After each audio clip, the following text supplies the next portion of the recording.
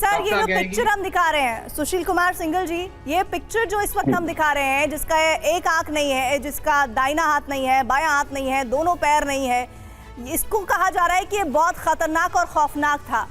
तो ऐसे में जो लोग मोहम्मद दाइफ को लेकर तमाम जानकारियां जुटाने की कोशिश कर रहे हैं और जो इमेजिनेशन बना रहे हैं और जो पिक्चर सामने आ रही है उसमें मेल नहीं है, क्या वाकई में इतना खतरनाक था?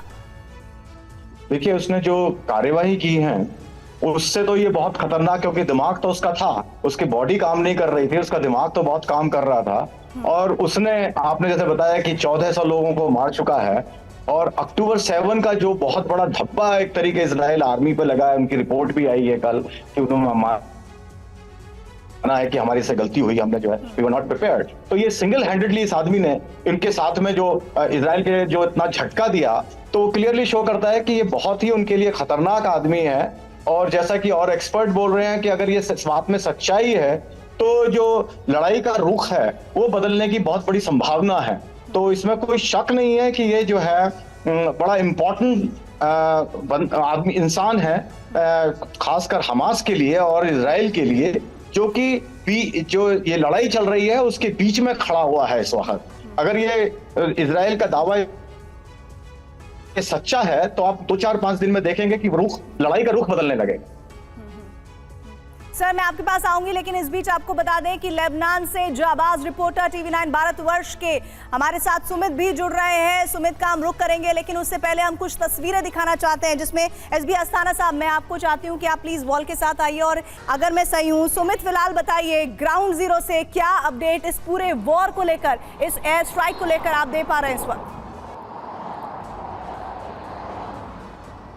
देखिए, ऐसा नहीं है कि इजराइल का अगर एयर स्ट्राइक खासतौर पर अगर सिर्फ गाज़ा में हुआ है तो उसके असर सिर्फ गाज़ा में आपको देखने के मिलेंगे। उसके असर आपको यहाँ पर साउथ लेबनान में आपको हिजबुल्लाह की तरफ से भी देखने पड़ेंगे, आपको यमन से भी देखने को मिलेंगे, आपको ईरान से भी देखने को मिलेंगे। क्योंकि आप मोहम्मद दाइफ की अगर आप बात करें तो वो सिर्फ एक कमांडर नहीं थे हमास के, उनका जो वजूद था, उनका जो लगातार स्ट्रैटेजीज थी उसको ईरान भी मानता था, उसको लगातार लेकर हिजबुल्लाह भी मानता था। एक तरीके से एक कमांड सेंटर लेकर करते थे। अभी महत्वपूर्ण यह है क्योंकि खान यूनिस के वेस्ट इलाके में, ये इलाके में जहां पर ये पूरा अटैक किया गया है, वहां पर अभी भी इजराइल की तरफ से ये जरूर कहा गया है कि मोहम्मद दाइफ जख्मी हो सकते हैं। गंभीरता के बारे में अभी नहीं बताया, लेकिन ये भी सही है कि इससे पहले इजराइल ने करीबन 8 से 9 बार इस बात का दावा किया है कि उसने मोहम्मद दाइफ को मार गिराया है। कभी ये दावा किया कि उन्होंने देखिए लगातार उनको अटैक किया, उनकी बॉडी बहुत ज़्यादा ख़राब हो चुकी है, उनकी हालत बहुत गंभीर है, लेकिन हमेशा मोहम्मद दाइफ के होने का, उनके वजूद का हमेशा प्रमाण मिले। और अभी थोड़े दिन पहले IDF की तरफ से ये खुलासा किया गया था कि 70 मिलियन से ज़्यादा उन्होंने डॉक्यूमेंट, पिक्चर्स और कई ऐसे चीज़ें हैं जो सीज की थी, जिसमें मोहम्मद दाइफ के कई लेटेस्ट पिक्चर्स भी मिले थे। और IDF की तरफ से कहा गया कि हमने मोहम्मद दाइफ के लोकेशन को भी आइडेंटिफाई किया, उनके लोकेशन को भी हमने मॉनिटर किया है।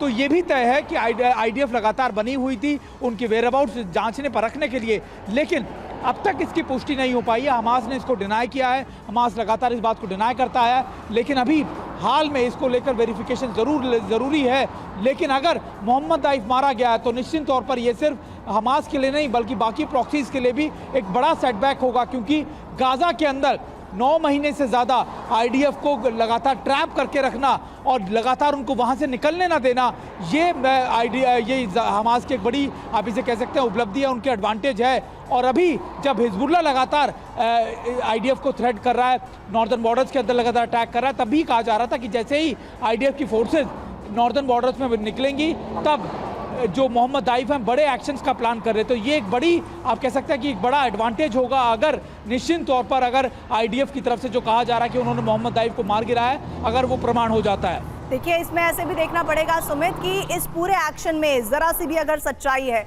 तो समझना ये होगा कि इजराइल के साथ खड़े हुए मुल्क इस पूरे एक्शन को किस तरह से देखते हैं। क्या वो इजराइल के साथ तब भी खड़े रहेंगे? इधर बड़ी खबर, गाजा पट्टी पर इजराइल का एक और दावा, UNRA हेडक्वार्टर के नीचे हमास का हथियार भंडार, यूनिवर्सिटी की इमारत के नीचे भी हथियार भंडार है। इजरायली कमांडोज के छापेमारी में ये खुलासा हुआ है। इस वक्त की बड़ी खबर आपको दिखा रहे हैं और तस्वीरें भी इससे संबंधित दिखा रहे हैं। देखिए, ये तस्वीरें एक बार देखिए, गाजा पट्टी पर इजराइल का एक और दावा। ये तस्वीरें इजराइल की तरफ से जारी की गई हैं। UNRWA हेडक्वार्टर के नीचे हमास का हथियार भंडार है, ऐसा दावा इजराइल की तरफ से किया गया है। देखिए उस दावे में वो डिटेलिंग भी करके दिखाई गई है कि कहां कहां क्या क्या चीजें हैं। यूनिवर्सिटी की इमारत के ठीक नीचे हथियार भंडार होने के सबूत इजराइल की तरफ से दी गए हैं। और इतना ही नहीं, यूनिवर्सिटी के नीचे ही नहीं, इमारत के UNRWA हेडक्वार्टर के नीचे भी हमास का हथियार भंडार है, जिसका जिक्र इस वक्त हम लगातार कर रहे हैं। इजरायली कमांडोज के छापेमारी के बाद यह खुलासा हुआ है।